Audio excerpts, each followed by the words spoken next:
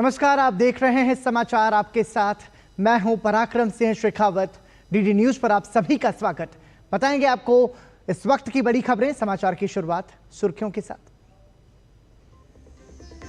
सोमवार से संसद का मानसून सत्र, 15 से ज्यादा विधेयक हो सकते हैं पेश। सत्र से पहले बुलाई सर्वदलीय बैठक। संसदीय कार्य मंत्री ने विपक्ष से मांगा सहयोग, कहा सभी मुद्दों पर चर्चा के लिए तैयार, बशर्ते नियमों के तहत हो मांग।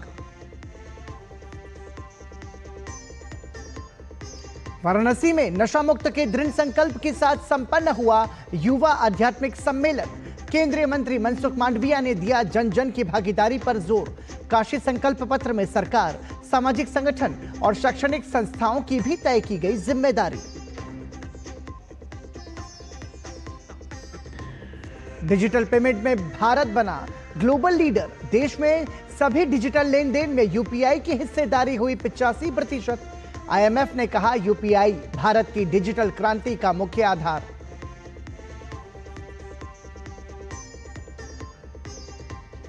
और भारत ने थाईलैंड में आयोजित एशियन अंडर 16 पुरुष वॉलीबॉल चैंपियनशिप में जीता कांस्य पदक। तीसरे स्थान के लिए हुए रोमांचक मुकाबले में जापान को 3-2 से दी मात।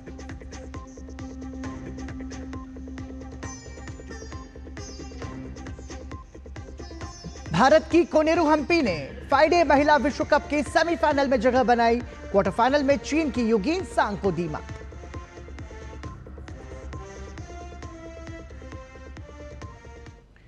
संसद का मानसून सत्र सोमवार 21 जुलाई से शुरू होने जा रहा है। 21 अगस्त तक चलने वाले इस सत्र में कुल 21 बैठकें होंगी। इस दौरान सरकार द्वारा कई विधेयक पेश किए जाएंगे।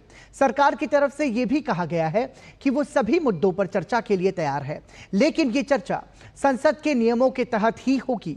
उन्होंने कहा कि सरकार किसी भी बहस से पीछे नहीं हटेगी। सोमवार से संसद का मानसून सत्र शुरू हो रहा है। सत्र से पहले सरकार की तरफ से सर्वदलीय बैठक बुलाई गई। बैठक में विभिन्न दलों के नेता शामिल हुए।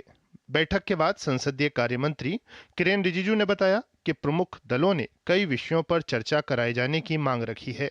सरकार नियमों के मुताबिक सदन में हर विषय पर चर्चा के लिए तैयार है।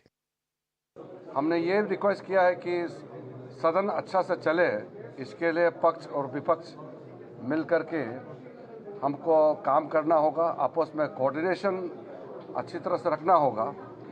कई अहम मुद्दे हैं जिस पे सब पार्टी ने अपना विचार रखा है कि सदन में चर्चा होना चाहिए, तो हम तो खुले दिल से चर्चा के लिए तैयार है। इस बात पर भी सहमति बनी कि छोटे दलों के सांसदों को भी सदन में बोलने का मौका मिलना चाहिए। बैठक में कांग्रेस सहित तमाम विपक्षी दलों ने अमेरिका के राष्ट्रपति ट्रंप के बयानों, पहलगाम आतंकी हमला, विदेश नीति से जुड़े मुद्दों, बिहार में मतदाता सूची पुनरीक्षण अभियान जैसे विषयों पर चर्चा की मांग रखी है। सदन के द्वारा देश को संबोधित करने का अवसर हमें मिलेगा और सरकार से अहम सवालों का जवाब सुनने को मिलेगा, और इसीलिए हमारी ये मांग है कि ऐसे कुछ विशेष विषय इस सदन में, इस सत्र में उठाए जाएंगे। एनडीए के सहयोगी जेडीयू ने बिहार में एसआईआर के मुद्दे पर कहा कि चुनाव आयोग अपना काम कर रहा है। हमारी पार्टी बिल्कुल मानती है कि जो भी सिटीजन है उसको वोट मिलने का अधिकार होना चाहिए, और हम लोगों को जो रिपोर्ट है कि इसमें कोई इशू नहीं है, सब लोग जा करके अपना रजिस्टर करा रहे हैं। इलेक्शन कमीशन का काम है वोट को रिवीजन करना, उसको परफेक्ट करके दिखाना, और इलेक्शन कमीशन अपना काम कर रही है। बैठक में कई क्षेत्रीय दलों ने राज्यों से जुड़े मुद्दों का भी जिक्र किया। सर्वदलीय बैठक में एनडीए के सहयोगी दल, इंडी गठबंधन के दलों, आम आदमी पार्टी सहित अन्य पार्टियों के नेताओं ने हिस्सा लिया। राज्यसभा में नेता सदन और केंद्रीय मंत्री जेपी नड्डा ने बैठक की अध्यक्षता की। शैलेंद्र मिश्र की रिपोर्ट, डीडी न्यूज। 21 जुलाई से शुरू हो रहे मानसून सत्र में कई मुद्दों पर विपक्ष की चर्चा वाली मांग को लेकर भाजपा नेता आरपी सिंह ने कहा कि संसद का मतलब सभी विषयों पर स्वस्थ बहस और चर्चा है। साथ ही कहा कि सरकार खुले मन से सभी विषयों पर चर्चा के लिए तैयार है। पार्लियामेंट का मतलब ये है कि डिबेट हो, हेल्दी डिबेट हो, चर्चा हो और हर विषय पे चर्चा हो। और सरकार तो खुले मन से कह रही कि हम सब विषयों पर चर्चा करने चाह रहे हैं, जो सर्वदलीय बैठक उसमें भी सब विषय आ गए हैं। अब वो पार्लियामेंट्री नॉर्म्स के अंतर्गत तो इतनी चिंता करने की जरूरत है विपक्ष की, हाँ बाहर दिखाने के लिए मत करें, सीरियसली चर्चा करें। संसद का मानसून सत्र 21 जुलाई से 21 अगस्त तक होना है। सरकार इस सत्र में कई महत्वपूर्ण विधेयकों को सदन की पटल पर रखेगी। डीडी न्यूज संवाददाता शैलेंद्र मिश्र के साथ विशेष बातचीत में संसदीय कार्य मंत्री किरेन रिजिजू ने कई सवालों के उत्तर दिए। कल से शुरू हो रहे सत्र को लेकर क्या कुछ कहा है संसदीय कार्य मंत्री किरेन रिजिजू ने, आइए सुनते हैं। संसद का मानसून सत्र शुरू होने जा रहा है और सभी की निगाहें हैं कि क्या अहम विधायी कामकाज होगा और साथ ही साथ विपक्ष भी कई मुद्दों को लेकर तैयार है। इस सत्र के दौरान हमारे साथ बातचीत करने के लिए मौजूद हैं संसदीय कार्य मंत्री किरेन रिजिजू जी। बहुत बहुत स्वागत है सर आपका। जब भी संसद सत्र की शुरुआत होती है हम देखते हैं कि ये बहुत चर्चा होती है कि कौन से बिल सरकार ला रही है, तो एजेंडा क्या रहेगा सर? कई बिल्स हैं जो इस सत्र में आएंगे। शिपिंग बिल है, पोर्ट्स बिल है, मर्चेंट बिल्स हैं, स्पोर्ट्स का बिल है और जन विश्वास बिल है, एजुकेशन का। कई महत्वपूर्ण बिल्स हैं जो इस मानसून सत्र में आने वाले हैं। तो हमने सारा बिल्स का भी तैयारी करके रखा है और जो एक महीने का सत्र है तो इसमें हम किस तरीके से बिल्स को लाएंगे उसका भी एक रूपरेखा तैयार किया हुआ है। पिछला जो सत्र था उसमें एक महत्वपूर्ण विधेयक आया था वन नेशन वन इलेक्शन को लेकर और जेपीसी उस पर खूब विचार कर रही है। कहा जा रहा है कि हर राज्य में जाकर जेपीसी चर्चा करेगी। 2 पूर्व मुख्य न्यायाधीशों से भी बातचीत हुई है, उन्होंने भी अपने सुझाव दिए हैं। क्या मानते हैं जब जेपीसी की रिपोर्ट आएगी, जो सरकार की बहुत प्राथमिकता में है ये विधेयक? वन नेशन वन इलेक्शन ये कोई नई बात तो है नहीं। देश जब आज़ादी प्राप्त हुई तब वन नेशन वन इलेक्शन ही था। वो तो बाद में कांग्रेस पार्टी ने राष्ट्रपति शासन लगा करके स्टेट असेंबली का टेन्योर को भंग कर दिया, तब जाकर के स्टेगर्ड चुनाव होते हैं। डेट अलग अलग हो गए। कई राज्यों का चुनाव अभी भी लोकसभा के साथ ही होते हैं। कांग्रेस के समय में 1967 तक तो वन नेशन वन इलेक्शन ही था ना। उसके बाद में कितना प्रॉब्लम हुआ हम लोग सब देख रहे हैं। हर 6 महीने में तो कुछ राज्यों का तो चुनाव होता ही है और म्यूनिसिपल है, फिर आपका काउंसिल का चुनाव होता है, फिर पंचायत का चुनाव होते हैं। तो पूरा देश जो है चुनाव में लगभग लगे रहते हैं। चुनाव ही चुनाव है। तो फिर देश का जो साधन है वो भी किसी न किसी तरीके से चुनाव में ही झोंक देते हैं। फिर जब चुनाव होते हैं तो फिर पाबंदी लगता है, उसमें कोड ऑफ कंडक्ट लगते हैं। तो आचार संहिता जब लगता है तो फिर कुछ काम काज नहीं कर सकते हैं, कोई विकास का काम नहीं हो सकता है क्योंकि चुनाव है। तो इससे आप अंदाज़ा लगा लीजिए, कोई भी समझदार अगर आप राजनीतिक विचार से मुक्त हो करके देश के लिए सोचे, कोई विरोध कर ही नहीं सकता है। एक देश में एक ही चुनाव होना चाहिए, तो इसको विरोध कौन कर सकता है? कुछ लोग अगर विरोध करते हैं तो वो राजनीतिक कारण से करते होंगे, अन्यथा एक देश में एक साथ चुनाव हो ये देश हित में है और सब ये चाहते हैं। विधेयकों की चर्चा की जो इस सत्र में आ सकते हैं मानसून सत्र में, अगर कोई नंबर बताना चाहे कि कितने नए विधेयक होंगे या कुल कितने विधेयक लाने की तैयारी है? लगभग 17 विधायक हमारे पास में है, इस वक्त तैयारी के स्टेज में है। इसके अलावा कुछ और मुद्दे हैं, वो मैं अभी आपको बोल नहीं सकता हूँ क्योंकि पहले घोषणा कर देंगे तो फिर वो अच्छा नहीं होगा। बीएसी में हम प्लेस करेंगे। सरकार हमेशा कहती रही है कि नियमों के मुताबिक तो चर्चा के लिए तैयारी है, लेकिन जिस तरह से हम तैयारी देख रहे हैं विपक्ष की, तो फिर उस पर क्या कहना? विपक्ष अगर तैयार हो तो हमारे लिए बहुत अच्छी बात है। तैयारी के साथ आना चाहिए ना। कोई जब मैच खेलते हैं तो तैयारी के साथ आएंगे तो खेल अच्छा होगा, उसका स्टैंडर्ड हाई होगा। अगर आप बिना प्रैक्टिस के ऐसे ही खेल मैदान में घुसेंगे तो खेल भी अच्छा नहीं होगा। उसी प्रकार से देश का सबसे बड़ा पंचायत हमारे पार्लियामेंट में अगर आप बिना तैयारी के साथ आते हैं तो फिर ये ठीक बात नहीं है, ये जनता का साथ धोखा होगा। ऑपोजिशन भी तैयारी के साथ आना चाहिए, ये मैं मानता हूँ, क्योंकि अगर ऑपोजिशन कमज़ोर हो जाएंगे, तैयारी का साथ नहीं आएंगे, आकर के सिर्फ हल्ला गुला करना है, तो फिर संसद का सत्र का मज़ा नहीं होता है। और जो विपक्ष के नेता है, बड़े दल का जो नेता है, जैसे नेता प्रतिपक्ष है, वो परिपक्वता के साथ, मैच्योरिटी का साथ, तैयारी का साथ आएंगे और उस हिसाब से बोलेंगे तो हमको अच्छा लगेगा। खबर है कि कोई बहुत बड़ी तैयारी है, एक विधेयक के तौर पर एक कोई ऐसा बिल आने वाला है जो बहुत महत्वपूर्ण और ऐतिहासिक होने वाला है। कुछ संकेत देना चाहेंगे? देखिए, हर बिल महत्वपूर्ण है, हर एक विधेयक देश के लिए महत्वपूर्ण होता है। कुछ जो है राजनीतिक तौर पर धमाकेदार होते हैं तो उसको लोग कहते हैं कि बड़े बिल है। हर विधेयक बहुत बड़ा होता है।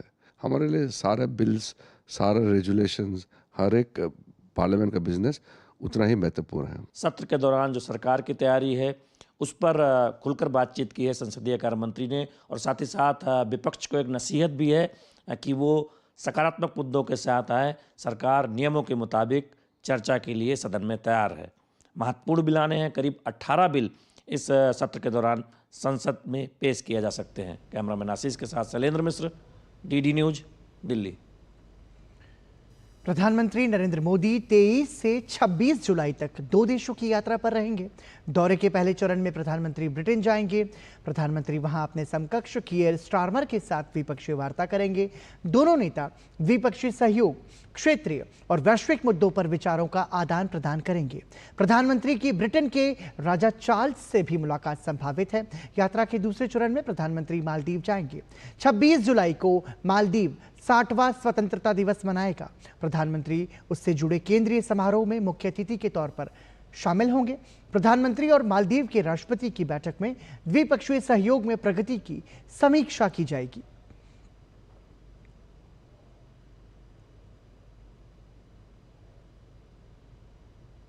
नशा मुक्त भारत के संकल्प और नशा मुक्ति के लिए काशी संकल्प पत्र जारी होने के साथ ही उत्तर प्रदेश के वाराणसी में 2 दिवसीय युवा आध्यात्मिक शिखर सम्मेलन का समापन हो गया। सम्मेलन में इस बात पर जोर दिया गया कि युवाओं को सिर्फ लाभार्थी के रूप में नहीं, बल्कि विकसित राष्ट्र का निर्माणकर्ता और भविष्य को आकार देने वाले परिवर्तनकर्ता के रूप में देखा जाना चाहिए। सम्मेलन में कहा गया कि नशा युवाओं को उनके जीवन के एक महत्वपूर्ण मोड़ पर अपनी चपेट में ले रहा है और ये राष्ट्रीय प्रगति के लिए गंभीर चुनौती है। दृढ़ हुआ नशा मुक्त भारत का संकल्प, वाराणसी में शिखर सम्मेलन का समापन, अभियान में हो जन जन की भागीदारी, नशा मुक्ति के लिए काशी संकल्प पत्र जारी, विकसित भारत के लिए नशा मुक्त युवा। इसी संकल्प के साथ उत्तर प्रदेश के वाराणसी में 2 दिवसीय युवा आध्यात्मिक शिखर सम्मेलन का समापन हुआ। समापन समारोह में केंद्रीय मंत्री डॉक्टर मनसुख मांडविया शामिल हुए। इस दौरान काशी संकल्प पत्र जारी किया गया। संकल्प पत्र में कई महत्वपूर्ण बिंदुओं पर प्रतिबद्धता जताई गई। इस दौरान काशी संकल्प पत्र में इस बात पर जोर दिया गया कि प्रधानमंत्री के इस विषय को जन भागीदारी आंदोलन के आह्वान से प्रेरित एक राष्ट्रव्यापी युवा नेतृत्व वाले सार्वजनिक अभियान की शुरुआत करेंगे। अभियान में आध्यात्मिक गुरुओं, सरकार संबंधित पक्ष और शैक्षणिक संस्थानों को सामूहिक रूप से संकल्पित होने के लिए सम्मिलित किया जाएगा। नियमित तौर पर स्थानीय मीडिया के चर्चित चेहरों के साथ मिलकर सोशल मीडिया से जुड़े कैंपेन चलाए जाएंगे। मीडिया, तकनीक और कानूनी उपायों के माध्यम से नशे के प्रचार, वितरण तथा ऑनलाइन एवं ऑफलाइन उपलब्धता पर कड़ा नियंत्रण स्थापित किया जाएगा। कार्यक्रम को संबोधित करते हुए केंद्रीय मंत्री ने कहा कि काशी संकल्प पत्र का उद्देश्य नशा मुक्त अभियान को जन जन तक पहुंचाना है। काशी संकल्प पत्र के रूप में हमारा रोड मैप को इंडिकेट करा, हम कैसे संकल्प को सिद्ध करेंगे, इसके लिए संकल्प के पर एक बिंदु आपके सामने रखा गया। भारत सरकार के सभी मंत्रालय एक होंगे, स्वैच्छिक संस्थाएं आएगी, स्पिरिचुअल संस्थाएं आएगी, धर्मगुरु आएंगे, अलग अलग जाति, वर्ग, समुदाय के संस्थाएं उसके साथ जुड़ेगी। हम सब लोग समन्वय करके एक मुहिम के रूप में, एक बड़ा अभियान के रूप में हम विकसित भारत के संकल्प को सिद्ध करने के लिए देश को नशा मुक्त अभियान के साथ जोड़े। नशा मुक्त अभियान में महिलाओं की भागीदारी पर जोर, केंद्रीय मंत्री डॉक्टर मनसुख मांडविया ने नशा मुक्त अभियान में महिलाओं की भागीदारी पर जोर देते हुए कहा कि जब महिलाएं इस अभियान का नेतृत्व करेंगी तो इस अभियान में सफलता निश्चित तौर पर मिलेगी। हमें प्रेरणा मिलती है कि हम हमारी महिलाओं को ये अभियान का केंद्र बनाए। महिलाओं की स्वैच्छिक संस्थाएं, पढ़ी लिखी महिलाएं, महिला स्वैच्छिक समूह इस काम की अगुवाई करें, इस काम को लीड करें और शुरुआत अपने घर से करें, शुरुआत अपने गांव से करें, शुरुआत अपने रिश्तेदार से करें और बाद में सामूहिक अभियान के तौर पर हम नशा मुक्ति अभियान को आगे चलाएं। वाराणसी के रुद्राक्ष कन्वेंशन सेंटर में 2 दिन तक चले इस चिंतन शिविर में विभिन्न स्तरों में विशेषज्ञों के साथ युवाओं के अलावा देश भर से 100 से ज्यादा संस्था के प्रमुख जुटे। सभी ने आपसी संवाद किया और काशी घोषणा पत्र को अपनाकर देश के युवा को नशा मुक्त करने की प्रतिबद्धता दोहराई। डॉक्टर हरिकेश बहादुर सिंह गौतम की रिपोर्ट, डीडी न्यूज, वाराणसी। उपराष्ट्रपति और राज्यसभा के सभापति जगदीप धनखड़ ने रविवार को उपराष्ट्रपति एनक्लेव में राज्यसभा इंटर्नशिप कार्यक्रम के प्रतिभागियों के 8वें बैच के उद्घाटन सत्र को संबोधित किया। उन्होंने देश की राजनीतिक संस्कृति में सुधार की आवश्यकता पर बल दिया। आगामी संसद सत्र पर बोलते हुए उन्होंने आशा जताई कि संसद में सार्थक और गंभीर चर्चा होगी। उन्होंने कहा कि अगर हम सिर्फ केवल अपने विचारों को ही सही माने और दूसरों को गलत, तो ये अहंकार है, ना कि लोकतंत्र। हमें अपने अहंकार पर नियंत्रण रखना होगा और दूसरों के दृष्टिकोण को समझने की कोशिश करनी चाहिए। India historically has been known for what? Discourse, dialogue, debate, deliberation. आजकल संसद में ये सब दिखाई नहीं दे रहा है। मैं मानकर चलता हूं आने वाला सत्र महत्वपूर्ण होगा। I have every hope that there will be meaningful discussion, serious deliberations. उपराष्ट्रपति ने सभी राजनीतिक दलों से आपसी सम्मान बनाए रखने और व्यक्तिगत हमलों से परहेज करने की अपील की। उन्होंने कहा कि टीवी या सार्वजनिक मंचों पर एक दूसरे के नेताओं के खिलाफ आपत्तिजनक भाषा का उपयोग हमारी सभ्यता के अनुरूप नहीं है।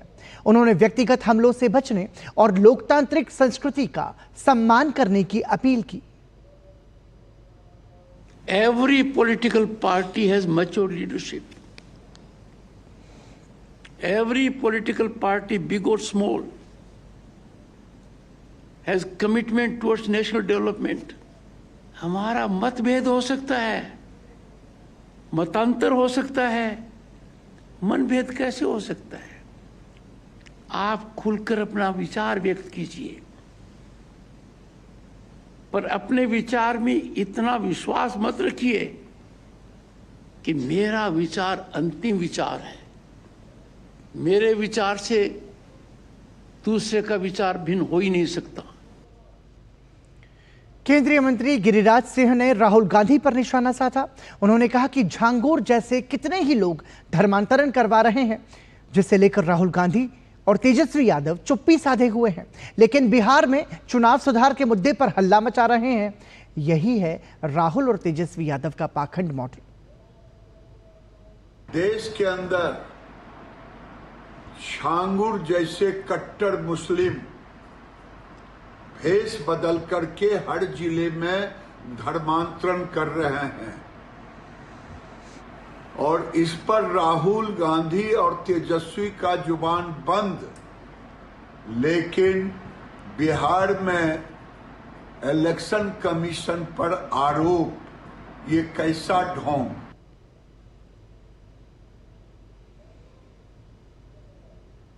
विदेश राज्य मंत्री पवित्रा मार्गेरिटा अफ्रीका के दौरे पर हैं। उन्होंने एस्वातिनी के 30 चयनित छात्रों को आईसीसीआर छात्रवृत्ति पत्र प्रदान किए। मार्गेरिटा ने एस्वातिनी में royal science and technology park का दौरा भी किया, जिसे भारत की सहायता से बनाया गया था। मार्गेरिटा ने कहा कि ये भारत एस्वातिनी विकास साझेदारी में एक मील का पत्थर है।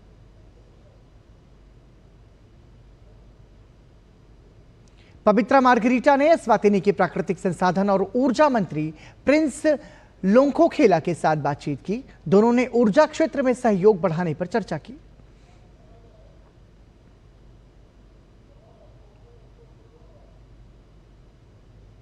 विदेश राज्य मंत्री मार्गरीटा ने एस्वातिनी के कृषि मंत्री मंडला चावुका से भी मुलाकात की।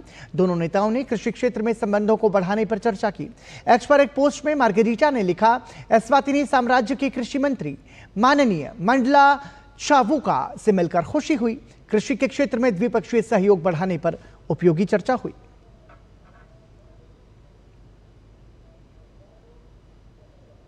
छत्तीसगढ़ के युवाओं को हुनरमंद बनाने की मुहिम को लेकर रुंगटा विश्वविद्यालय द्वारा युवा कौशल महाकुंभ का आयोजन किया जा रहा है, जिसमें प्रदेश के 8,183 युवाओं को ऑनलाइन मोड में ट्रेनिंग देकर golden book of world record बनाया है। 7 दिनों में युवाओं को communication skill, time management, chat GPT, career विकल्प की ट्रेनिंग दी गई। 20 जुलाई को छत्तीसगढ़ के मुख्यमंत्री विष्णुदेव साय की मौजूदगी में इस गोल्डन बुक ऑफ वर्ल्ड में नाम की घोषणा हुई। संस्थान के कार्यों और राज्य के युवाओं को रोजगार मुहैया करवाने के लिए मुख्यमंत्री ने संस्थान की सराहना की। विश्व यूथ स्किल उत्सव का आयोजन किया गया था, जिसमें हम सभी लोग आमंत्रित थे। इस संस्थान ने, रुंगटा यूनिवर्सिटी ने क्षेत्र के 8,183 बच्चों का मतलब एक सप्ताह का स्किलिंग कराया है, जो कि एक रिकॉर्ड है। और जो golden book of world record ने अपना जगह दिया है, इनको गोल्डन बुक वर्ल्ड रिकॉर्ड का सर्टिफिकेट मिला है। तो इस संस्था को बहुत बहुत बधाई। और जो 8,183 बच्चों ने अपना कौशल विकास किया है, उनको भी बहुत बहुत शुभकामनाएं। और आइए अब बात करते हैं बिहार की सियासत की। बिहार में चुनाव की घोषणा होना बाकी है, लेकिन यहां चुनावी सरगर्मी की तपिश महसूस की जा सकती है।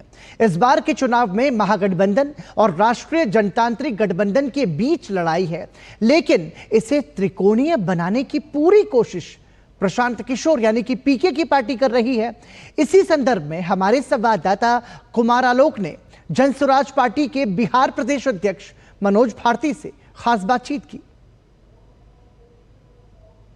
हमारे साथ अभी हैं इंडियन फॉरेस्ट सर्विस के पूर्व अधिकारी और 4 देशों की ये राजदूत रह चुके हैं, ITN हैं। इन्होंने कमान संभाली है जनसुराज पार्टी को कि कैसे बिहार में उसको आगे बढ़ाना है। सर, आसन्न चुनाव को देखते हुए क्या भविष्य देखते हैं जनसुराज पार्टी का? शायद ये पहली बार हुआ है हमारे बिहार में कि एक राजनीतिक पार्टी ने अभियान से अपनी शुरुआत की हो, और एक ऐसे अभियान से जिसमें 2-2.5 साल तक किसी व्यक्ति ने गांव-गांव पैदल चलकर लोगों को ये बताने की कोशिश की है कि जो बिहार की बदहाली है, उनकी अपनी जिंदगी की जो बदहाली है, उसके पीछे कहीं न कहीं वो खुद भी जिम्मेवार है। बिहार आज देश के दूसरे राज्यों को मजदूरों की सप्लाई करने की फैक्ट्री बन गई है। ये कब तक लोग सहते रहेंगे?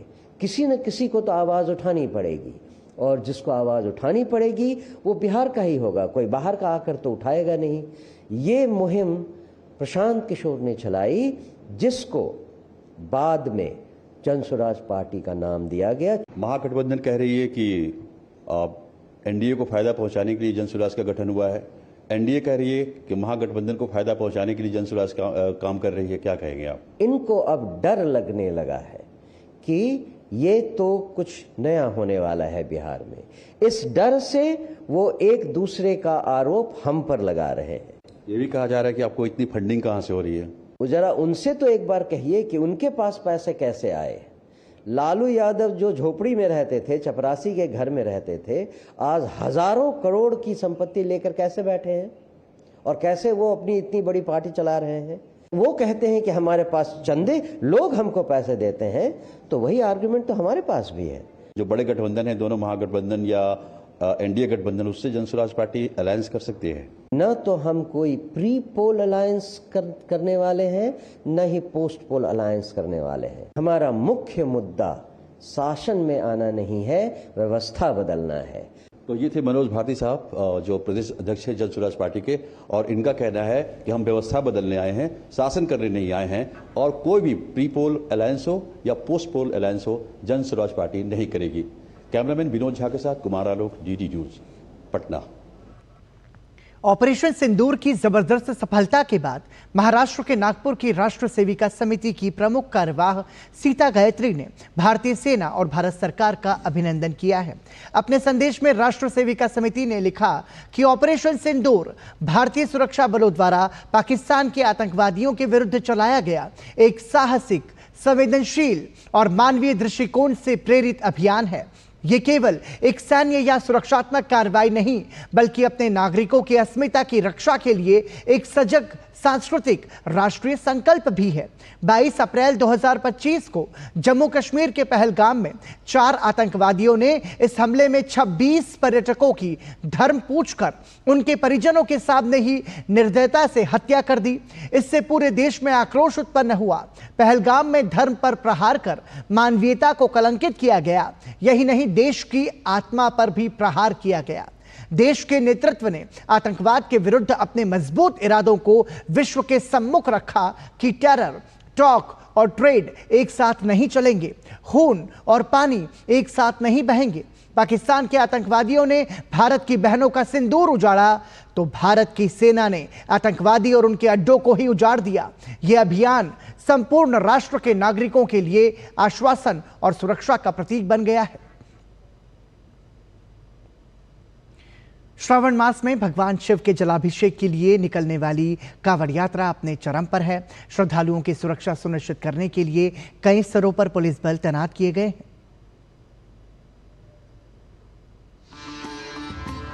सावन के पवित्र महीने में पूरे श्रद्धा भाव और बोल बम के नारे के साथ कांवड़ यात्रा जारी है।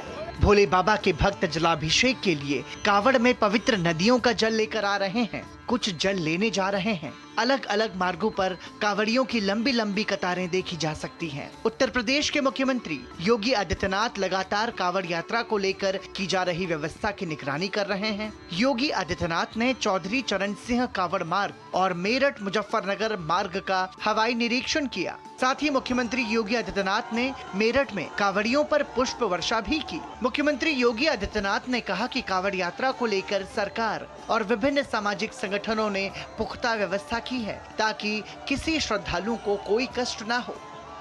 सरकार ने, स्वयंसेवी संगठनों ने और विभिन्न सामाजिक संगठनों ने भी, धार्मिक संगठनों ने भी इसके लिए पुख्ता व्यवस्था की है। किसी श्रद्धालु को कष्ट न हो, सुरक्षा से जुड़ा हुआ कोई मुद्दा न बने,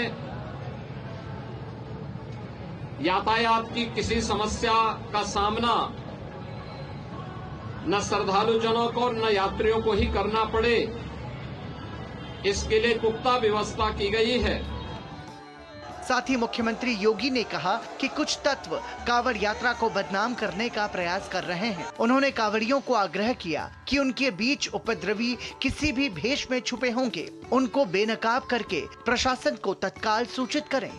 इस भक्ति और श्रद्धा को बदनाम करने के लिए कुछ तत्व लगातार कुत्सित प्रयास कर रहे हैं। ये हर कांवड़ संघ का भी दायित्व बनता है कि वे किसी भी ऐसे तत्व को जो कांवड़ की, भगवान शिव की इस पावन यात्रा को बदनाम करने का कुत्सित प्रयास करके उपद्रवी के भेष में छुपे हुए हैं, उन्हें बेनकाब करें, प्रशासन को तत्काल इसकी सूचना दें। बागपत जिले में श्रद्धालुओं के स्वागत और सुरक्षा को लेकर प्रशासन पूरी तरह मुस्तैद नजर आ रहा है। शिव भक्त कांवड़ियों का हौसला बढ़ाने के लिए प्रशासन ने हेलीकॉप्टर से पुष्प वर्षा कर एक अनूठी पहल की। कांवड़ मार्ग पर श्रद्धालुओं पर फूलों की वर्षा की गई, जिसने भक्तों को एक अलग ही भावनात्मक अनुभूति दी। श्रद्धालु भी प्रशासन के स्वागत सत्कार से अभिभूत नजर आए। वहीं इस यात्रा के दौरान अमरोहा में धार्मिक सद्भाव और भाईचारे की बेहद सुखद तस्वीर देखने को मिली। यहाँ मुस्लिम समुदाय के लोगों ने कांवड़ियों पर फूल बरसाकर उनका स्वागत किया। मेरठ में भी कांवड़ियों की सुविधा के लिए प्रशासन ने व्यापक इंतजाम किए हैं। सुरक्षा के मद्देनजर जगह जगह पर पुलिस बल तैनात है। यात्रा मार्गों पर निगरानी रखी जा रही है। कांवड़ियों के लिए भंडारा और पंडाल की व्यवस्था की गई है। दिल्ली के धौलाकुआं में भी कांवड़ियों के लिए सुरक्षा के कड़े इंतजाम किए गए हैं। शासन प्रशासन की व्यवस्था से कांवड़िये भी बेहद उत्साहित और प्रसन्न हैं। व्यवस्था सही है, सरकार के द्वारा व्यवस्था सही मिली हुई है, बढ़िया, बिल्कुल बेहतरीन। हर जगह पे 1-1 किलोमीटर के पंडाल लगे हुए हैं सबके। भंडारे वगैरह है, रहने सहने के लिए जगह, रुकने के लिए व्यवस्था अच्छी है। 11 जुलाई से शुरू हुई कांवड़ यात्रा में शिव भक्त अलग अलग पवित्र नदियों का जल भरकर अपने गृह नगर के शिवलिंग पर अर्पित कर रहे हैं और भोले बाबा का आशीर्वाद प्राप्त कर रहे हैं। Bureau report, DD news. पूरे देश के साथ देवभूमि उत्तराखंड में भी कांवड़ यात्रा हर्षोल्लास के साथ जारी है। बड़ी संख्या में कांवड़ियों के जत्थे हरिद्वार पहुंच रहे हैं। अब तक लगभग 3 करोड़ से अधिक कांवड़िए हरिद्वार से पवित्र जल भर कर रवाना हो चुके हैं। हरिद्वार में कांवड़ मेले के सफल संचालन के लिए प्रशासन भी मुस्तैद है।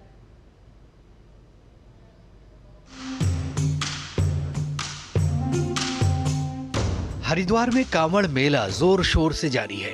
यहाँ भारी संख्या में वाहनों द्वारा डाक कांवड़िए पहुंच रहे हैं। अब तक लगभग 3 करोड़ से अधिक कांवड़िए हरिद्वार से जल भर कर रवाना हो चुके हैं। वहीं कांवड़ मेले के सफल संचालन के लिए पुलिस प्रशासन भी पूरी तरह से मुस्तैद है। वाहनों की आवाजाही और पार्किंग के लिए विशेष प्रबंध किए गए हैं। वहीं अखाड़ा परिषद ने भी कांवड़ियों से शांति बनाए रखने और पुलिस द्वारा जारी की गई गाइडलाइन का पालन करने की अपील की है। हमारी पूरी तैयारियां हैं, सभी जगह पर फोर्स को लगाया गया है। डाक कांवड़ के हिसाब से ही जो हमारा पुलिस बल है उसको व्यवस्थित किया गया है। मुझे उम्मीद है ये फेज भी बहुत अच्छे तरीके से हमारे पास सिर्फ बैरागी और दक्ष को मिला के करीब 15 से 20 हज़ार व्हीकल आराम से खड़ा करने का भी है। तो मुझे उम्मीद है इतना हम लोग इसको कर लेंगे। सनातनी हमारे भोले के भक्त है, शंकर के गण है, भगवान शंकर के दूत है, वो बड़े तपस्वी है। हमारे जितने कावड़िए बड़े तपस्वी है। यही निवेदन हम करना चाहते हैं और करते आए हैं कि कृपया शांति बनाए रखें, वाद विवाद ना करें और जो भी सरकार ने जो गाइडलाइन तैयार की है उसका पालन करें। हरिद्वार में दूर दूर से डाक कांवड़िए समूहों के साथ पहुंच रहे हैं और अपने अपने संकल्प के अनुसार निश्चित समय सीमा में अपने गंतव्य के लिए प्रस्थान कर रहे हैं। कांवड़ यात्रियों का उत्साह देखते ही बनता है। 23 तारीख का चले तो 22 तारीख को हम यहाँ से हमारे डाक कावड़ को उठाएंगे सुबह के टाइम। तो पैदल ही जाएंगे बोले? हाँ, नहीं पैदल जाएंगे लेकिन भागम भाग जाएंगे। ठीक है। और हम ना जैसे कि 15 से 20 बच्चे के बीच में आते हैं डाक कावड़ लेने के लिए। हमने हरिद्वार से जल भरा हर की पौड़ी से और हमें 23 तारीख को सुबह के 4 बजे महाकाल भूतेश्वर के मंदिर के जल चढ़ाना सुबह के 4 बजे। हरिद्वार कांवड़ मेले की विधिवत शुरुआत 11 जुलाई से हो गई थी, लेकिन हरिद्वार गंगा जल लेने आने वाले शिव भक्त पहले ही आने शुरू हो गए थे। यहाँ अब तक करीब 3 करोड़ लोग आ चुके हैं। संजीव सुंदरियाल की रिपोर्ट, डीडी न्यूज। इन दिनों सावन के रिमझिम फुहारों के बीच दिल्ली हरिद्वार मार्ग पर अद्भुत छटा के बीच हर हर महादेव की गूंज सुनाई पड़ रही है। जगह जगह लगे कांवड़ शिविरों में इन शिव भक्तों का जोरदार स्वागत किया जा रहा है।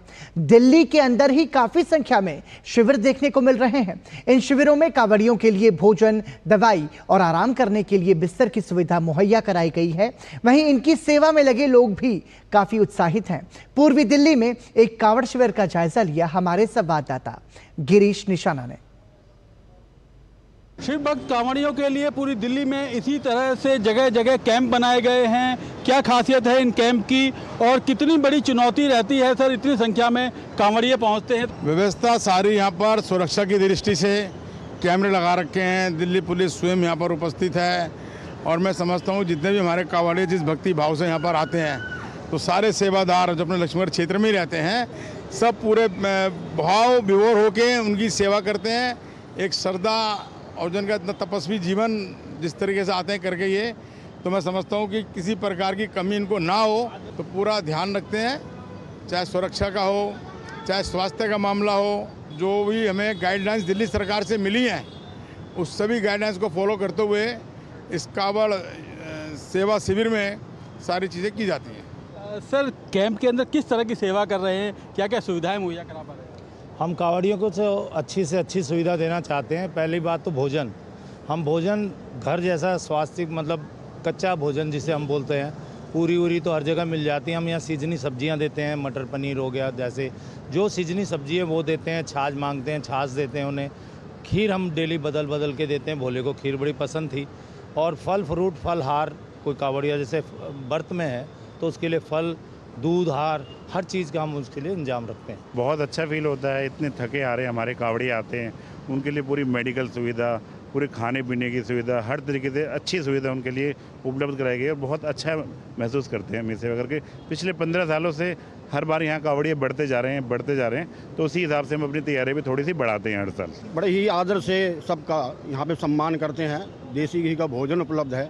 आज इन्होंने मुझसे पूछा कि कल एकादशी है, तो मैंने कहा हाँ कल एकादशी है। तो इन्होंने कहा कि एकादशी को हमारे सनातन धर्म में चावल का उपयोग नहीं होता है, तो न चावल की खीर बनेगी न चावल का बनेगा। इन सब चीज़ों का बड़ा ही ध्यान रखा जाता है। बहुत आनंद मिलता है सर, बहुत अच्छा लगता है। कावड़ी आते हैं, हर तरह की सुरक्षा का व्यवस्था है, मेडिकल व्यवस्था है, खान पान की है, आप सबका सहयोग है, प्रशासन का पूरा सहयोग है। कहीं ना कहीं शिव भक्त कांवड़ियों के स्वागत के लिए इस तरह के कैंप तैयार हैं और इन कैंपों के अंदर जो सेवादार हैं वो काफ़ी उत्साहित नज़र आते हैं। उत्साहित इसलिए नज़र आते हैं क्योंकि जो भोले के भक्त हैं उनकी सेवा करने का जो आनंद है वो कुछ अलग ही है। कैमरामैन मनमोहन सिंह के साथ गिरीश निशाना, डीडी न्यूज, दिल्ली। दिल्ली में कांवड़ यात्रा को लेकर उत्साह का माहौल है। श्रद्धालुओं की भारी आवाजाही और यातायात में हो रही समस्या को ध्यान में रखते हुए दिल्ली ट्रैफिक पुलिस की तरफ से एक एडवाइजरी जारी की गई है।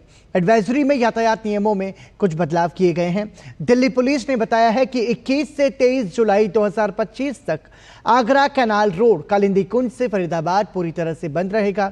पुलिस ने आम लोगों से आवाजाही के लिए नंबर 13 मथुरा रोड होते हुए वैकल्पिक मार्गों का उपयोग करने की सलाह दी है।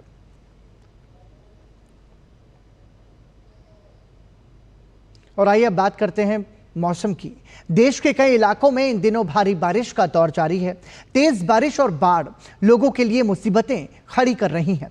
बारिश और बाढ़ से सबसे बुरा हाल बिहार, राजस्थान, हिमाचल और केरल का है, जहां लगातार हो रही बारिश के चलते नदी नाले उफान पर हैं। शहरों में पानी भर गया है। सैलाब कई गांवों को अपनी चपेट में ले चुका है। देश के कई इलाकों में भारी बारिश। पटना में गंगा नदी का रौद्र रूप। केरल के 9 जिलों में ऑरेंज, 5 जिलों में येलो अलर्ट। अजमेर में भारी बारिश से आना सागर झील उफान पर। मॉनसून की बारिश ने देश के कई इलाकों में मुसीबत पैदा कर दी है। भारी बारिश के कारण कई जगह बाढ़ के हालात पैदा हो गए हैं, तो वहीं बारिश के कारण भूस्खलन की घटनाएं भी देखने में आ रही हैं। कई जगहों पर भारी बारिश के बाद हुए जलभराव के कारण जनजीवन प्रभावित हुआ है। बिहार की राजधानी पटना में गंगा नदी खतरे के निशान को पार कर गई है। शहर के निचले इलाकों में पानी घुस गया है, जिसके कारण बाढ़ जैसे हालात पैदा हो गए हैं। गांधी घाट और कृष्णा घाट पर पानी लगातार बढ़ता जा रहा है। वहीं जल संसाधन विभाग की ओर से हाई अलर्ट जारी कर दिया गया है। राजस्थान के कई इलाकों में मानसून की भारी बारिश हो रही है। भारतीय मौसम विज्ञान विभाग ने राजस्थान के 28 जिलों में मूसलाधार बारिश का अलर्ट जारी किया है। राजस्थान के पूर्वी हिस्सों में ऑरेंज जबकि पश्चिमी हिस्सों में येलो अलर्ट जारी किया गया है। अजमेर में पिछले 48 घंटों से मूसलाधार बारिश ने जनजीवन को बुरी तरह प्रभावित कर दिया है। भारी वर्षा के कारण शहर की आना सागर झील ओवरफ्लो हो गई है, जिससे शहर की कुछ सड़कों और निचले इलाके में जलभराव के हालात देखने को मिले। मूसलाधार बारिश को देखते हुए जिला प्रशासन ने एसडीआरएफ और सिविल डिफेंस की टीमों को राहत और बचाव कार्य में जुटने का निर्देश दिया है।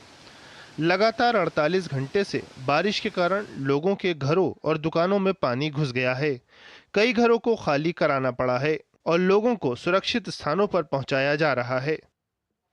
राजस्थान के माउंट आबू में भारी बारिश के बाद नक्की झील का जलस्तर बढ़ गया। हालांकि पर्यटकों के लिए यह बारिश किसी सौगात से कम नहीं और लोग बारिश का मजा लेते नजर आए। एनडीआरएफ और स्थानीय जो लोग हैं उनके साथ मिलके और लोगों को बचा रहा है। और कई परिवार अभी भी हैं, लेकिन काफ़ी कुछ ये मान लीजिए कि आप सुबह से करीब 50 जनों को जो है वो रेस्क्यू कर दिया गया है। कल सुबह से सारे पंप चालू हैं, पानी बरोबर निकलने का प्रयास हो रहा है, पर बारिश के कारण बरोबर पानी बढ़ ही रहा है, कम नहीं हो रहा। कम होने के बाद वापस बारिश आ रही है, फिर बढ़ रहा है और पूरी टीम लगी हुई है, प्रशासन लगा हुआ है। प्रशासन का अलर्ट है कि भाई बरसात बढ़ भी सकती है तो पानी बढ़ेगा, तो जो लोग निकलना चाहते हैं उनको निकाल रहे हैं और कोशिश कर रहे हैं कि लगभग सभी निकल जाए। लगभग 30-40 लोगों को निकाल लिया बाहर। 5 फीट तक पानी भरा हुआ है और अब थोड़ी नॉर्मल स्थिति है, बारिश रुकी हुई है। बारिश आएगी तो अभी हम यहीं पे हैं और सारी व्यवस्था हमारे पास। मंद बारिश में हमने काफ़ी यहाँ माउंट आबू की सैर सपाटे करे, जो नक्की झील देखी, काफ़ी अच्छा लगा हमें। और यही कहना चाहूँगा कि बस अपना ध्यान रखें और इस प्राकृतिक सौंदर्य का अनुभव और आनंद लें। माउंट आबू बहुत अच्छा लगा हमको, हम 3 दिन से यहीं पे, बहुत अच्छा लगा। उत्तर प्रदेश के प्रयागराज में भारी बारिश के कारण गंगा और यमुना नदी का जलस्तर लगातार बढ़ रहा है। जलस्तर बढ़ने से कई निचले इलाकों में पानी घुसा। हिमाचल प्रदेश के शिमला के कई हिस्सों में झमाझम बारिश हुई, जिसके बाद शहर में घना कोहरा देखा गया। आंध्र प्रदेश के विजयवाड़ा में भारी बारिश हुई। यहाँ के लिए मौसम विभाग ने गरज के साथ बारिश का येलो अलर्ट जारी किया है। भारतीय मौसम विज्ञान विभाग ने केरल के 9 जिलों में ऑरेंज और 5 जिलों में येलो अलर्ट जारी किया। इस बीच तिरुवनंतपुरम के कुछ हिस्सों में भारी बारिश हुई। जम्मू श्रीनगर राष्ट्रीय राजमार्ग पर समरौली में देवल ब्रिज के पास भूस्खलन हुआ, जिसके कारण कश्मीर की ओर जाने वाला ऊपरी मार्ग अवरुद्ध हो गया। Bureau report, DD news. मच्छर जनित बीमारियां भारत में हर साल स्वास्थ्य सेवाओं पर अतिरिक्त दबाव बढ़ाती जा रही हैं। विशेष तौर पर मानसून के दिनों में इसका खतरा काफी बढ़ जाता है। डेंगू, मलेरिया, चिकनगुनिया जैसी बीमारियों के कारण बड़ी संख्या में न केवल लोगों को अस्पतालों में भर्ती होने की जरूरत पड़ती है, बल्कि इसके जानलेवा दुष्प्रभाव भी देखे जा रहे हैं।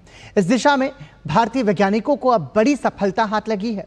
भारत ने मलेरिया की रोकथाम के लिए अपना पहला टीका विकसित कर लिया है। जल्द ही टीके के उत्पादन के लिए भारतीय आयुर्विज्ञान अनुसंधान परिषद निजी कंपनियों के साथ समझौता करने की तैयारी में है। भारत में मलेरिया उन्मूलन की दिशा में एक बड़ी कामयाबी मिली है। भारतीय वैज्ञानिकों ने मलेरिया रोग के खिलाफ पहला स्वदेशी टीका तैयार कर लिया है, जो न केवल संक्रमण बल्कि उसके सामुदायिक प्रसार पर भी रोक लगाने में सक्षम है। आईसीएमआर और भुवनेश्वर स्थित क्षेत्रीय चिकित्सा अनुसंधान केंद्र के शोधकर्ताओं ने मिलकर यह स्वदेशी टीका तैयार किया है। इस टीके को फिलहाल एडफॉल्सीवैक्स नाम दिया गया है, जो मलेरिया परजीवी प्लाज्मोडियम फॉल्सीपेरम के खिलाफ पूरी तरह से असरदार पाया गया है। टीके के जल्द उत्पादन के लिए आईसीएमआर ने प्राइवेट कंपनियों के साथ समझौता करने की प्रक्रिया शुरू कर दी है। आईसीएमआर के मुताबिक मौजूदा समय में मलेरिया के 2 टीके उपलब्ध हैं, जिनकी कीमत करीब 800 रुपए प्रति खुराक है। हालांकि इनका असर 33 से 67% के बीच है। ऐसे में भारत की यह स्वदेशी वैक्सीन न केवल इन दोनों टीकों से अधिक प्रभावी मानी जा रही है, बल्कि इसकी लागत भी कम हो सकती है, जिससे यह आम लोगों की पहुंच में आ जाएगी।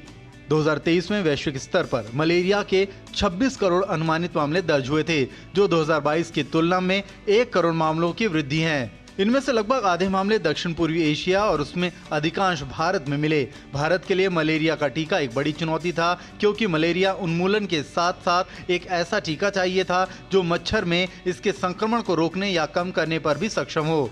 एक लंबे समय के प्रयास के बाद भारत ऐसा टीका खोजने में सफल रहा। इस टीके के जरिए भारत न केवल अपनी आबादी की सुरक्षा को मजबूत करेगा, बल्कि वैश्विक मलेरिया उन्मूलन प्रयासों में भी योगदान देगा। नितेंद्र सिंह की report, DD news, Delhi. Bharat ने डिजिटल पेमेंट के क्षेत्र में नया इतिहास रचते हुए दुनिया में पहला स्थान हासिल किया है।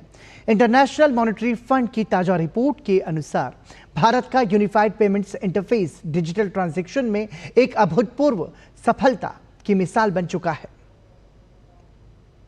भारत फास्ट और सिक्योर डिजिटल पेमेंट सेक्टर में दुनिया में ग्लोबल लीडर के रूप में उभरा है। IMF की हालिया रिपोर्ट के अनुसार यूपीआई की बदौलत भारत ने डिजिटल ट्रांजैक्शन में ये मकाम हासिल किया है। यूपीआई से अकेले जून महीने में 24.03 लाख करोड़ रुपए का लेन देन 18.39 अरब ट्रांजैक्शन के माध्यम से हुआ है। बीते साल की तुलना में यूपीआई लेन देन की संख्या 32% बढ़ी है। पिछले साल जून में यूपीआई लेन देन की संख्या 13.88 अरब थी, वर्तमान में भारत में सभी डिजिटल लेन देन में यूपीआई की हिस्सेदारी 85% और दुनिया भर में सभी रियल टाइम डिजिटल भुगतान में यूपीआई की हिस्सेदारी 50% है। रिपोर्ट में आगे कहा गया है कि अब ये प्रतिदिन 64 करोड़ से ज्यादा लेन देन संभालता है, जो वीजा जैसी वैश्विक दिग्गज कंपनियों से कहीं ज्यादा है। गौरतलब है कि ये उपलब्धि काफी महत्वपूर्ण है, क्योंकि यूपीआई केवल 9 वर्षों में इस मकाम तक पहुंच गया है। यूपीआई प्लेटफॉर्म वर्तमान में 49.1 करोड़ व्यक्तियों और 6.5 करोड़ व्यापारियों को सेवाएं प्रदान करता है और 675 बैंकों को एक ही प्रणाली के माध्यम से जोड़ता है। इसने वित्तीय समावेशन को बढ़ावा देने में महत्वपूर्ण भूमिका निभाई है, जिससे देश भर के लोग, विशेष रूप से ग्रामीण और छोटे शहरों के लोगों को आसान और किफायती तरीके से डिजिटल वित्तीय सेवाओं तक पहुंचने में मदद मिली है। Bureau report, DD news. Hindon हवाई अड्डे से इंडिगो की 10 नई उड़ानें शुरू हो गई हैं। केंद्रीय नागरिक उड्डयन मंत्री राममोहन नायडू ने एक यात्री को टिकट देकर इसे आधिकारिक रूप से हरी झंडी दिखाई। इस अवसर पर केंद्रीय मंत्री ने कहा कि हिंडन का तेजी से हो रहा विस्तार और ये दिल्ली का बैकबोन हवाई अड्डा बनने के लिए तैयार है। हिंडन एयरपोर्ट से आज हम 10 नए कनेक्शंस यहाँ से शुरू कर रहे हैं और ये इंडिगो की सहायता से हम कर रहे हैं। तो यहाँ के गाज़ियाबाद के लोगों के लिए हम बधाई देते हैं और इंडिगो को भी हम बधाई देते हैं उनके सहायता से, जिस तरह से यहाँ पे एक्सपेंशन करने का एक मौका मिला है। और फरवरी में बहुत कम फ्लाइट और छोटे छोटे ऑपरेटर यहाँ से काम करते थे। उस समय ऐसे ही लगता था कि ये दिल्ली का एक बैकअप एयरपोर्ट है, अगर वहाँ पे स्लॉट नहीं मिला, टाइम नहीं मिला तो यहाँ पे आ गए, यहाँ से हमने जहाज़ चला लिया। पर आज हमें देखने को मिल रहा है कि ये दिल्ली का एक बैकबोन एयरपोर्ट बनने वाला है। यहाँ का जो कैचमेंट एरिया गाज़ियाबाद से लेकर नोएडा, वेस्टर्न उत्तर प्रदेश और काफ़ी हद तक दिल्ली का भी, उन सब के लिए भी इतने पास में एक अच्छा सा एयरपोर्ट जैसे बना है, तो वो सब अब रियलाइज़ करने लगे कि हम हिंडन से भी हम अच्छी तरह ट्रैवल कर सकते हैं। छत्तीसगढ़ के आकांक्षी जिला कोरबा के पहाड़ी और जंगल की खाली पड़े स्थानों पर सीड बॉल तकनीक से पौधारोपण और पौधा वितरण किया जा रहा है। छत्तीसगढ़ के आकांक्षी जिला कोरबा के पहाड़ी व जंगल के खाली पड़े स्थानों पर सीड बॉल तकनीक से पौधारोपण किया जा रहा है। कटघोरा वन मंडल में दुर्गम स्थानों पर पौधारोपण के लिए पहली बार ड्रोन की भी मदद ली जा रही है। ड्रोन के माध्यम से पहाड़ी इलाकों के साथ ही जंगल में सीड बॉल गिराया जा रहा है। कटघोरा वन मंडलाधिकारी कुमार निशांत ने बताया कि इस वर्ष मॉनसून में 50,000 सीड बॉल के माध्यम से पौधारोपण का लक्ष्य रखा गया है। सीड बॉल में जामुन, करंज और नीम के बीज डालकर उसे ड्रोन के माध्यम से जंगलों में गिराया जा रहा है। कटघोरा वन मंडल अंतर्गत इस वर्षा ऋतु में 1 जुलाई से हम लोगों के द्वारा जो है ये 7 परिक्षेत्र अंतर्गत लगभग 50,000 सीड बॉल जो है इसका छिड़काव कर रहे हैं, जिसमें मुख्य रूप से हम लोगों के द्वारा जामुन, करंज, नीम, ये सब जो सीड्स जो जंगल में हमको उपलब्ध हुए हैं उनका हम लोग सीड बॉल में डालकर छिड़काव कर रहे हैं। लक्ष्य 50,000 का इस बार रखा है हम लोगों ने सीड बॉल छिड़काव करने का। वहीं कोरबा वन मंडल में आम लोगों को नर्सरी से निःशुल्क फलदार और इमारती पौधों का वितरण किया जा रहा है। कोरबा वन मंडल के नर्सरी में इस वर्ष 1 लाख से अधिक पौधे तैयार किए गए हैं, जिनका रोपण करने के साथ ही आम लोगों को निःशुल्क वितरण किया जा रहा है। नर्सरी में पौधा लेने पहुंची डॉक्टर एम कुजूर ने बताया कि बेहतर पर्यावरण के लिए पौधा लगाना काफी जरूरी है। उन्होंने कहा कि हर व्यक्ति को कम से कम 4 पौधा अवश्य लगाना चाहिए, पर्यावरण संतुलन बना रहे। वन विभाग के नर्सरी में मैं पेड़ पौधे लेने आई थी और पर्यावरण को देखते हुए हमें सबको 8-10 पेड़ कम से कम साल भर में लगा ही लेना चाहिए, कहीं भी जगह देख के, ताकि हमारा पर्यावरण बैलेंस बना रहे और हम प्रकृति को बचा सकें। गौरतलब है कि कोरबा जिले में वन विभाग द्वारा हर वर्ष की तरह इस वर्ष भी बरसात के आते ही पौधारोपण का कार्य युद्ध स्तर पर किया जा रहा है। ऐसा पहली बार है जब सीड बॉल का छिड़काव ड्रोन के माध्यम से किया जा रहा है। वहीं वन विभाग द्वारा आम लोगों को पौधारोपण के लिए भी लगातार जागरूक किया जा रहा है। सोमेश पटेल की रिपोर्ट, डीडी न्यूज। और आइए अब नजर डालते हैं देश की कुछ और खबरों पर फटाफट अंदाज में। केंद्रीय रिजर्व पुलिस बल सीआरपीएफ का मानवीय चेहरा एक बार फिर सामने आया है। महाराष्ट्र के 67 वर्ष के काजू कोले के घुटने में चोट लग जाने से उन्हें बालटाल से बाबा अमरनाथ मंदिर पैदल जाने में काफी कठिनाई का सामना करना पड़ रहा था। सीआरपीएफ के पर्वतीय बचाव दल ने काजू कोले की ऊपर चढ़ने में सहायता प्रदान की। छत्तीसगढ़ के पूर्व मुख्यमंत्री भूपेश बघेल अपने बेटे चैतन्य बघेल से मुलाकात करने के लिए रायपुर स्थित ईडी ऑफिस पहुंचे। चैतन्य बघेल को राज्य में शराब घोटाले की जांच कर रही ईडी ने शनिवार को गिरफ्तार किया था, जिसके बाद कोर्ट ने चैतन्य बघेल को 5 दिन की रिमांड पर भेज दिया है। ओडिशा सरकार ने पुरी जिले के बलंगा से एक नाबालिग लड़की को एयरलिफ्ट करके दिल्ली एम्स ट्रांसफर किया। उसके साथ एक समर्पित चिकित्सा दल और परिवार के सदस्य भी सफर कर रहे थे। गौरतलब है कि शुक्रवार को कुछ अज्ञात हमलावरों ने लड़की को आग लगा दी थी और जिसमें लड़की का 70% से ज्यादा शरीर जल गया था। पुलिस मामले की जांच कर रही है। प्लेसेस ऑफ वर्शिप एक्ट मामले में हिंदू पक्ष ने देश भर में मंदिर मस्जिद से जुड़े विवादों पर सुप्रीम कोर्ट से लगाई अंतरिम रोक को हटाने की मांग की है।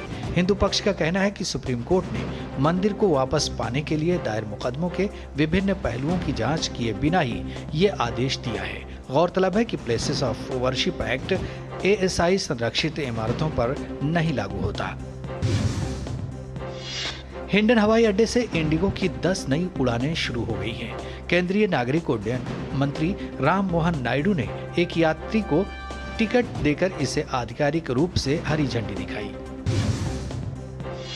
जम्मू कश्मीर के श्रीनगर में डल झील के पास जम्मू कश्मीर सशस्त्र पुलिस ने पेडल थ्रू पैराडाइज साइक्लोथॉन का आयोजन किया। लोगों ने इस साइक्लोथॉन में बढ़ चढ़कर हिस्सा लिया।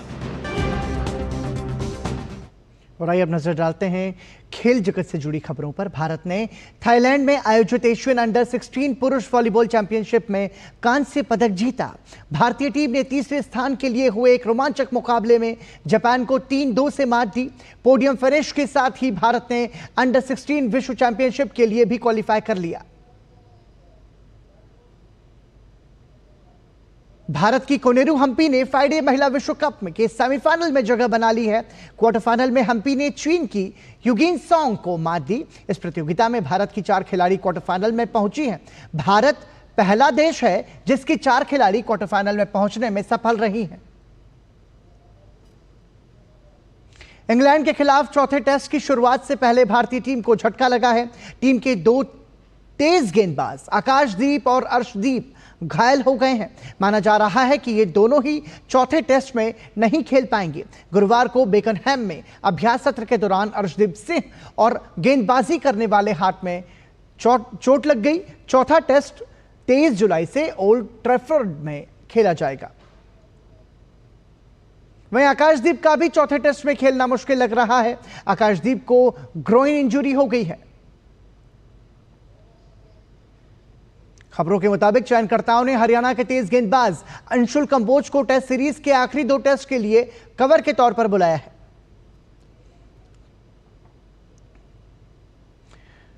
वहीं पाकिस्तान में मानसून की बारिश ने भयंकर तबाही मचाई है। नेशनल डिजास्टर मैनेजमेंट अथॉरिटी के अनुसार जून के अंत में 200 से ज्यादा लोगों की जान जा चुकी है। इनमें 100 से ज्यादा बच्चे शामिल हैं। पंजाब प्रांत में सबसे ज्यादा 123 लोगों की मौत हुई है। नेशनल इमरजेंसी ऑपरेशन सेंटर ने पूरे देश के लिए चेतावनी जारी की है, जो 25 जुलाई तक प्रभावी रहेगी। 21 से 24 जुलाई तक मध्य और उत्तरी क्षेत्रों में मध्यम से भारी बारिश की आशंका है। इसमें अचानक बाढ़, शहरी जल भराव और हिमनद झीलों के फटने का खतरा बताया गया है। खैबर पख्तूनख्वा, पंजाब, सिंध और इस्लामाबाद के कई जिले हाई अलर्ट पर हैं। देश के कई हिस्सों में नालियों के जाम होने से जल भराव की समस्या गंभीर हो गई है, जिससे जनजीवन प्रभावित हुआ है और स्वास्थ्य जोखिम बढ़ गए हैं। वहीं पाकिस्तान के स्थानीय प्रशासन की तैयारियों और नालियों की सफाई में कमी के लिए आलोचना हो रही है। पाकिस्तान के क्वेटा में हुए बम धमाके में पाकिस्तानी सेना के मेजर अनवर काकर की मौत हो गई। बलूच लिबरेशन आर्मी ने इस हमले की जिम्मेदारी ली है। सीसीटीवी फुटेज में 2 मोटरसाइकिल सवार संदिग्धों को वाहन में चुंबकीय बम लगाते देखा गया। यह घटना बलूचिस्तान में सुरक्षा बलों को निशाना बनाकर जारी हिंसा का हिस्सा है। बीएलए ने कहा है कि यह हमला सटीक खुफिया जानकारी पर आधारित था। संयुक्त राज्य भूवैज्ञानिक सर्वेक्षण ने रूस के प्रशांत तट पर 3 बड़े भूकंप के बाद सुनामी की चेतावनी जारी की है। रविवार को रूस के सुदूर पूर्व में कामचटका क्षेत्र के तट के पास 7.4 तीव्रता का भूकंप आया। German research centre for geosciences के आंकड़ों के अनुसार भूकंप कामचटका के पूर्वी तट पर 10 किलोमीटर की गहराई पर आया, जो पिछले भूकंप के तुरंत बाद आया था। रूसी आपातकालीन सेवाएं संभावित सुनामी क्षेत्र में लहरों पर नजर रख रही हैं। और इसी के साथ ही समाचार में अभी के लिए इतना ही। हमें और हमारी पूरी टीम को दीजिए अनुमति। नमस्कार।